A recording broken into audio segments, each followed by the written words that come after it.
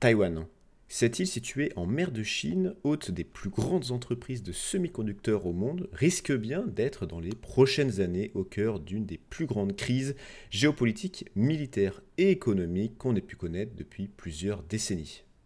En effet, la Chine considère Taïwan comme son territoire légitime. Elle l'a rappelé la semaine dernière en organisant un très gros exercice militaire à la frontière avec Taïwan. La Chine le martèle, elle veut récupérer Taïwan avant le centenaire du Parti communiste qui se déroulera en 2049. Une guerre entre la Chine d'un côté et Taïwan et ses alliés, dont les États-Unis de l'autre, serait totalement désastreux pour le monde. Pourquoi? Parce que les semi-conducteurs produits à Taïwan sont largement utilisés pour nos téléphones, nos voitures, nos ordinateurs, bref, toute notre technologie. Donc ce serait catastrophique. Et bonjour à tous, c'est Arthur de la chaîne Décrypte Finance et on se retrouve aujourd'hui pour discuter des news financières de la semaine qui vient de se terminer. Je voulais commencer avec un article qui met sur la table une hypothèse qui est extrêmement intéressante et qui peut avoir des gros impacts sur les indices boursiers américains mais aussi la tech en général. On a Alphabet, autrement dit Google, qui a une position totalement hégémonique sur la chaîne de valeur de la tech telle qu'on la connaît actuellement. On a Google qui a Google Chrome, qui est déjà préinstallé dans énormément d'ordinateurs. On a après Google Pay, on a après Google App, on a YouTube, on a Drive, bref, énormément d'applications qui interagissent entre elles et qui sont partout dans notre vie. Le problème de cette hégémonie, de ce monopole, c'est que Google peut se permettre de se favoriser lui-même. On a par exemple Chrome qui va plutôt mettre en avant des applications de Google plutôt que des applications de concurrents. Donc on n'a plus cette concurrence saine et ça ne plaît pas aux régulateurs américains.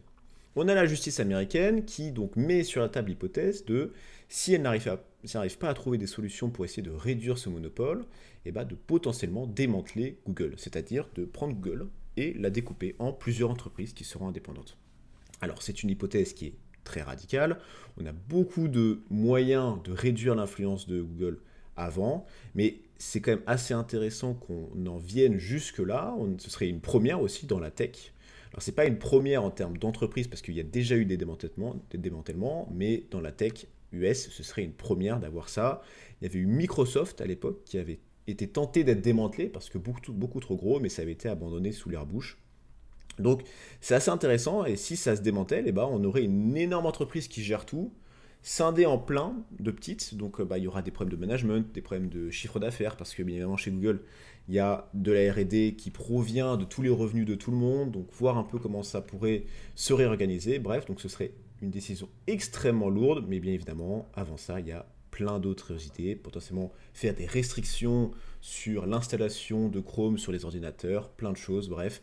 Mais voilà, je voulais vous le mettre parce que c'est relativement intéressant à regarder, et si ça va plus loin, ça peut avoir un très gros impact. On va continuer rapidement sur le feuilleton du budget de Michel Barnier. Alors l'objectif ici n'est pas de lister un petit peu toutes les actions qui vont être prises, mais plutôt parler du coût de la dette. On a tous les pays qui remboursent leurs dettes en contractant de nouvelles dettes. On n'a pas forcément des pays où ils ont une gestion intelligente de l'argent, où ils vont faire des économies, et donc ils vont réussir à baisser progressivement leurs dettes. Non, la France, on a de la dette, et pour rembourser les intérêts de la dette X, on va emprunter à nouveau pour rembourser ces intérêts-là. Et après, le nouveau prêt qu'on vient de faire, on va devoir en faire un nouveau, etc. etc. Donc c'est un cercle très vicieux. C'est comme si vous faisiez un prêt immobilier, vous avez des intérêts liés à ce prêt immobilier, et pour rembourser les intérêts de ce prêt immobilier, vous allez faire un crédit conso pour rembourser les intérêts de ce crédit immobilier. Donc c'est un cercle totalement vicieux, mais bref, c'est comme ça que ça fonctionne. Le problème de tout ça, c'est que pendant très longtemps, la France a eu des intérêts très bas. Parce qu'on a eu des taux très bas, on a une relative stabilité, et donc le coût de la dette était certes élevé, mais ça allait. On était aux alentours un peu moins de 1. Le problème, c'est que le coût de la dette a augmenté. Pourquoi? Parce que les intérêts où la France va emprunter sont beaucoup plus élevés. Et ils sont par exemple à 10 ans à 3%. Donc quand la France emprunte sur les marchés à 10 ans, ils vont emprunter avec des intérêts de 3%. Donc vous vous rendez compte que on a les intérêts, par exemple, de la dette qu'on a empruntée qui valait pas trop cher à 1% d'intérêt. Ces intérêts-là, on va devoir les rembourser en prenant de la nouvelle dette à aujourd'hui, mais avec des intérêts à 3%. Donc le coût de la dette est exponentiel, et c'est ça qui est très dangereux. Donc, on va bien voir comment ça va se passer, et s'ils arrivent vraiment à faire des économies, mais c'est très urgent parce que le coût de la dette va vraiment exploser en termes d'intérêt. Ça, c'est très intéressant. On a, une autre nouvelle sur la dette qui est mi-positive, mi-négative, c'est l'agence de notation Fitch qui maintient sa note de AA-, mais avec une perspective négative. Alors, pour les entreprises, pour les banques, pour les États, on a des agences de notation qui viennent voir la santé économique de cette entité et qui vont mettre une note entre AAA et D. Donc D, c'est faillite, ou E, c'est faillite, et au niveau du A, c'est plutôt pas mal. La France, sur les 3 plus grosses agences de notation, donc S&P, Fitch et Moody's, elle est dans le club des AA. Donc AA, c'est une très bonne santé économique. La petite crainte qu'on avait, c'était que chez Fitch, on était en AA-. Donc c'est vraiment le dernier niveau de AA chez Fitch. Et il y avait un très gros risque que Fitch décide de faire baisser la note de AA- à A+. Donc on quitte le club des AA pour passer chez Fitch dans le club des A. Donc ça aurait eu quand même une certaine signification très forte, symbolique, de sortir de ce club-là. Ce n'est pas encore, mais chez Fitch, on est passé avec une perspective négative. Il faut savoir que sur chaque rang de notes, l'agence de notation peut mettre des perspectives. Par exemple, on peut être AA-, mais avec une perspective plutôt positive, dans le sens où si ça va toujours dans le même sens, eh ben, on devrait améliorer notre note. Ou sinon, vous avez une perspective neutre, voilà, statu quo, on reste classique, ou perspective négative. Et là, on est passé en perspective négative. Donc, quand je vous dis que c'est mi une bonne nouvelle, mi une mauvaise nouvelle, c'est d'un côté, c'est une bonne nouvelle parce qu'on n'a pas baissé en termes de notation. Mais la mauvaise nouvelle, c'est que si ça continue comme ça, et ça va forcément continuer comme ça, on va avoir une baisse de notation et donc quitter ce club des AA. Vous pouvez aller sur le site de l'État français pour vous rendre compte que chez Fitch, on est en AA-, chez Moody's en AA2, et chez Standard & Poor's en AA-, donc S&P. Et là, le gros problème qu'il faut voir, c'est que le 29 novembre 2024, il y a des très grandes chances pour que S&P nous baisse notre note, alors un peu comme Fitch, soit il baisse les perspectives à négatives, et là on a un petit peu de sursis, jusqu'en 2025 avec Fitch, ou ils mettent un gros coup sur la table et ils nous baissent notre note, et là ça peut avoir un impact. Et si ça fait baisser, et ben ça peut faire augmenter ici le niveau des intérêts de la France quand elle emprunte, et donc c'est encore plus cher, et bref, le cercle vicieux continue. Un autre sujet sur Taïwan, c'est donc entre autres toute la partie de risque avec la Chine. On a quand même Taïwan qui continue à se développer et à produire de plus en plus de matériel informatique technologique pour le monde entier. Et on a entre autres Foxconn, qui est une entreprise taïwanaise, qui va construire le plus grand site de production au monde pour Nvidia, tout simplement, donc pour construire certaines puces pour Nvidia, pour l'intelligence artificielle. Donc bref, on a ce secteur qui se développe énormément, qui a besoin d'énormément de puces, et Taïwan est clairement au centre de tout ça. Alors on a les États-Unis qui essaient de se développer un peu à côté pour être un peu moins dépendant de Taïwan, on a aussi l'Europe qui essaie de faire pareil, mais on a quand même ce monopole de Taïwan sur les puces qui est assez impressionnant, et ça continue à se développer avec Foxconn, très connu entre autres avec Apple aussi, qui va développer énormément de puces pour Nvidia pour le développement et la continuité de cette technologie. Très rapidement, je vous en avais parlé la semaine dernière, mais on a vu des très bons chiffres de l'inflation en Europe. Donc normalement, à la précédente baisse de taux de la Banque Centrale Européenne, la Banque Centrale avait dit on va attendre les chiffres trimestriels sur l'inflation pour se décider, donc en décembre. Donc potentiellement baisser les taux en décembre.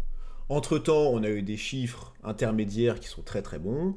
Donc maintenant, le marché prévoit le 17 octobre, donc jeudi, à peu près 96% de chance d'une nouvelle baisse de 25 BP, donc 0,25%, et ce qui est confirmé entre autres par le gouverneur de la Banque de France, qui va plutôt dans ce sens-là, donc il va très clairement dans le sens du marché, où les nouvelles de l'inflation sont très bonnes, les nouvelles de la croissance européenne ne sont pas forcément très bonnes, donc l'un dans l'autre, eh ben, vous avez plutôt une perspective de baisse de taux. Aux USA, on a eu, donc semaine dernière, des chiffres de l'emploi qui ont été très bons, et je vous ai un peu expliqué un peu la relation entre les chiffres très bons de l'emploi, mais l'évolution des taux. C'est un peu un double jeu. Et là, on a eu les chiffres de l'inflation, et encore une fois, c'est un peu mi-figue, mi-raisin, dans le sens où l'inflation a baissé. Donc par rapport à la précédente valeur, on a baissé de 0,10%, on est passé de 2,5 à 2,4, donc c'est plutôt une bonne nouvelle. Mais de l'autre côté, on est au-dessus des prévisions. Donc les prévisions étaient à 2,3, on est à 2,4. Donc on était un peu un entre-deux, ça a fait bouger un peu les taux, ça a fait un peu de volatilité, au final c'est un peu statu quo. Mais c'est plutôt dans une bonne dynamique aussi sur les US, cette baisse de l'inflation. Une très grosse news française et américaine qui risque de faire parler d'elle pendant encore quelques semaines, c'est Sanofi qui a décidé de vendre une partie de son business, donc en fait toute la section qui comprend entre autres le Doliprane, et elle sera vendue à un fonds américain, CDNR. Donc ça fait énormément de bruit. Pourquoi? Parce que Doliprane, c'est un médicament, peut-être le médicament le plus préféré des Français, qui est stratégique dans l'indépendance française.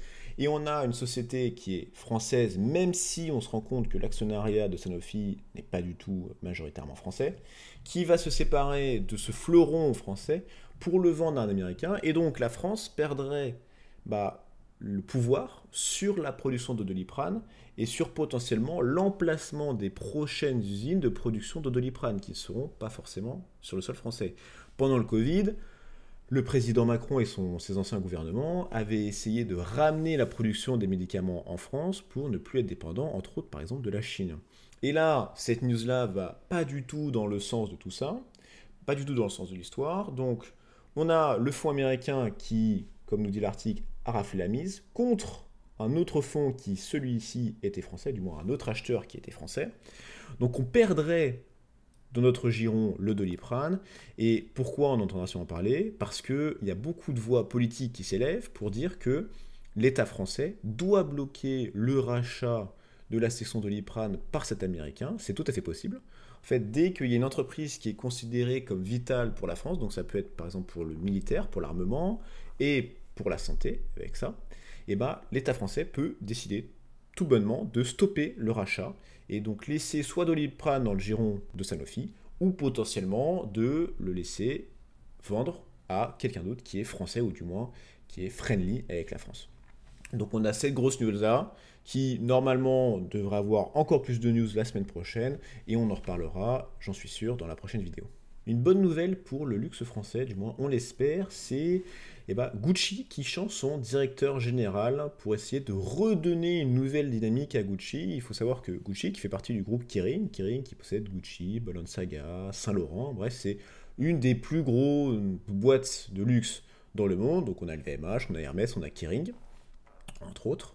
Et donc le but, c'est de faire relancer Gucci. Pourquoi? Parce que Gucci représente tout simplement 50% du chiffre d'affaires de Kering. Donc si Gucci va mal, et au dernier trimestre, les ventes avaient baissé de 20%, donc Gucci va mal, on essaie de redonner un peu de souffle en mettant un nouveau directeur général, un nouveau management, pour essayer de faire repartir la machine. On avait eu ça avec Stellantis, quand ils avaient remplacé le DG, ça avait permis de faire repartir. Alors il y a eu des coupes d'emplois, des licenciements, des baisses de dépenses, bref, mais il y a des mesures qui seront prises pour essayer de faire repartir la marque, et on en a clairement besoin, et Kering en a besoin pour essayer de se relancer. On voit bien en bourse que Kering, on a déjà un peu parlé, mais ça va très clairement à la cave. On a baissé, et je vous rappelle, depuis son top de marché, donc aux alentours du 12 août 21, on est à plus de 68% de baisse sur la marque. Donc on espère que ça va permettre de repartir, que Kering se portera bien. Si Kering se porte bien, le luxe, en règle générale, se portera bien. Les news de la semaine sont terminées. Si vous avez des remarques, des commentaires, n'hésitez pas à aller dans la section commentaires de la vidéo. Si vous voulez avoir tous les articles, vous avez les liens dans la description directement. Si vous avez aimé la vidéo, n'hésitez pas à mettre un like, à vous abonner si ce n'est pas déjà fait. Et pour ma part, je vous souhaite une très bonne semaine. Et on se retrouve dans une semaine pour la prochaine vidéo. À toutes.